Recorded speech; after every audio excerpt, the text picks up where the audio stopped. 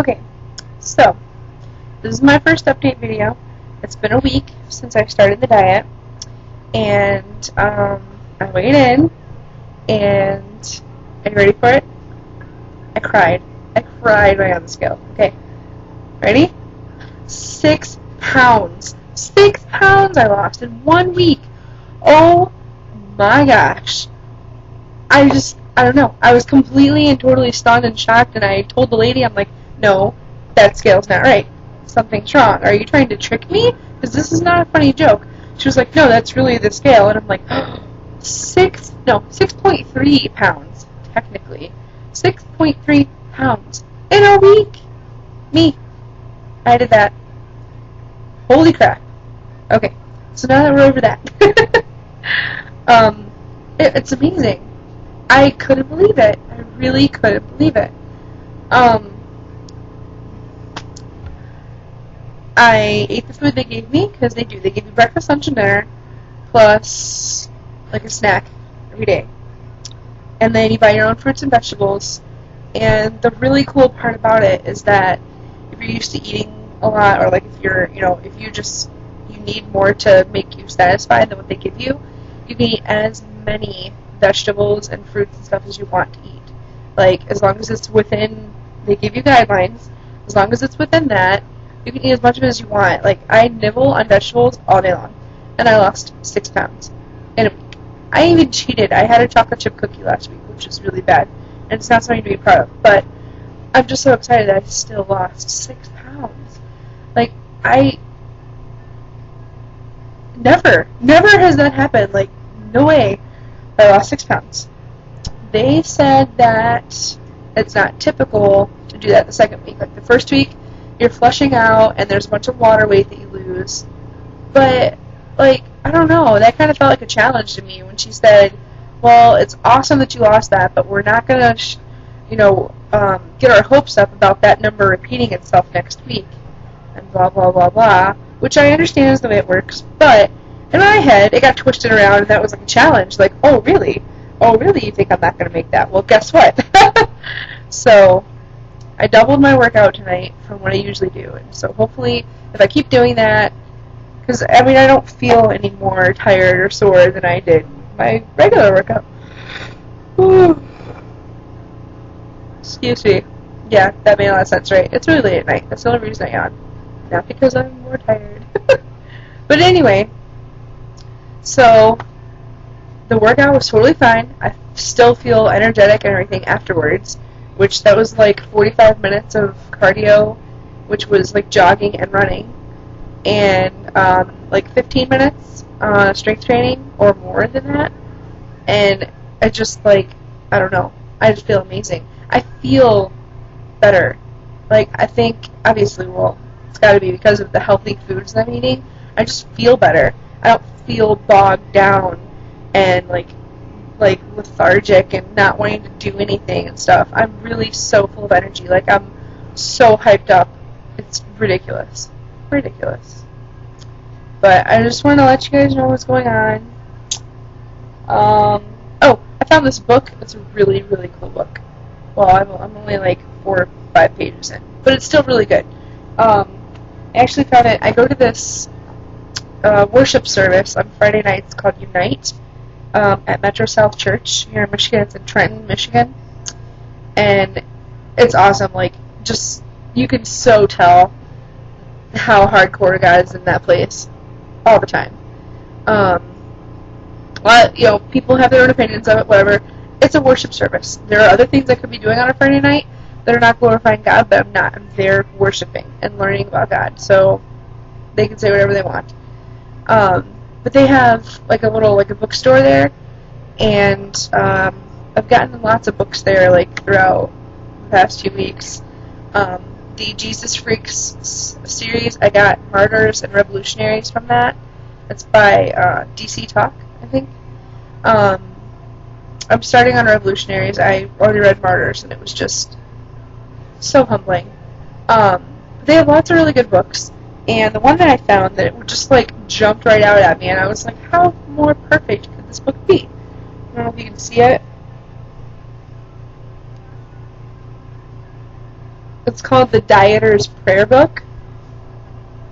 So good. So good. It's got, like, stories. It's got personal stories on one side. Or not really stories, but, like, encouragement.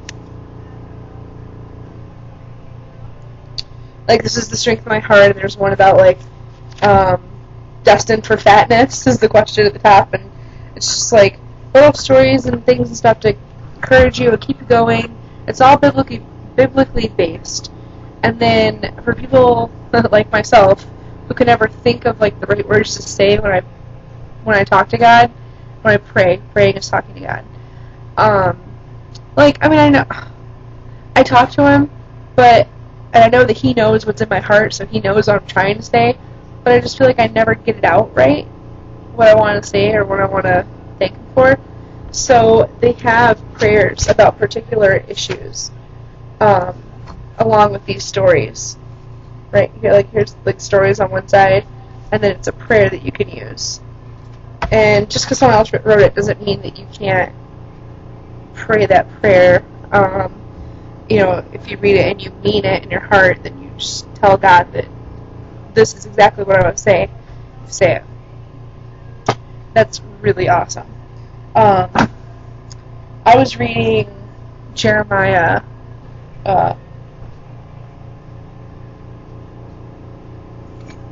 This week I've been reading Jeremiah, and what sparked that was, I was going to get to it eventually, but what sparked me reading it now was a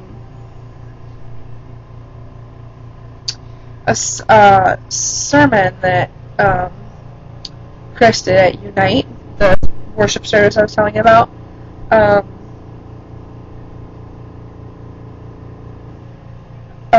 There was a part of it, and he was very transparent and told us exactly how he felt. He feels like he's not good enough to be delivering that message there most nights. He feels like he's not good enough, or he's not going to do it right. He doesn't know what to say, and then he just lets God speak through him. Well, a verse that he brought up touched me so deep, like right down into the core, and it just made me, with my whole family history and stuff, I found out that I had a different dad when I was younger, and then I found out who he was and had a test done when I was like 19, which is only like 5 years ago. Or, no, not even 5, like 4 years ago. 4 years ago.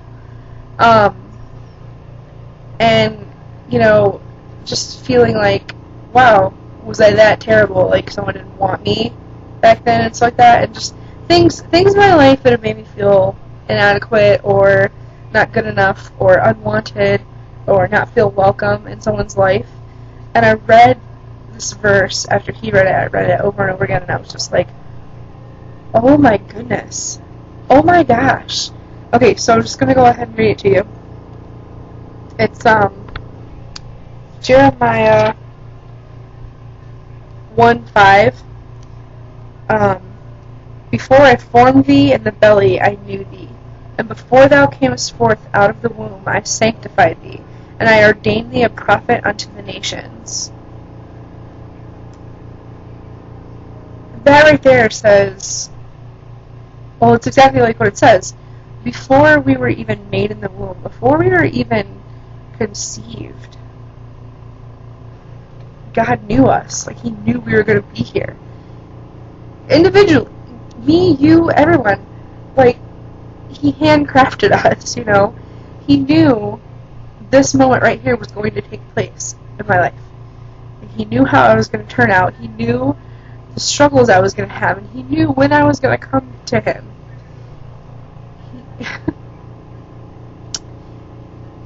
He knew I was supposed to be here. He made me.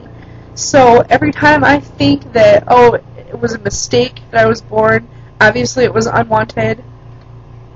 I was never told that I was a mistake or anything, but it was an unwanted pregnancy, and it resulted in a lot of hardship for my mom and for our family.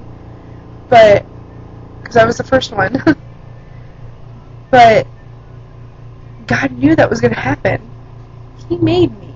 He with his own hands, made me and knew who I was. And I don't know if there's anything else that could make you feel more special or more loved or more important than that. God, the God of the universe, made you. And sorry. It's amazing. It's amazing. I can't ever be down on myself or feel inadequate or not good enough when I think about that fact. You know, if I stumble, if I fall, he knew it was going to happen. He made me to be that way. I'm a human. And he still put me here, so there's got to be a reason for it. Like, I guess, just, you know, if it's going to help anyone, just don't get discouraged, you know? Don't ever think that you're not good enough for this world or for these people or whatever. Don't ever think you're not good enough. God made you. He made you for a reason. Like, why would he put in that kind of effort if you weren't supposed to be here? It's just amazing. I just can't explain it. But yeah, that's Jeremiah 1:5. So, it's chapter 1, verse 5. Oh, definitely study that, read it. It's awesome.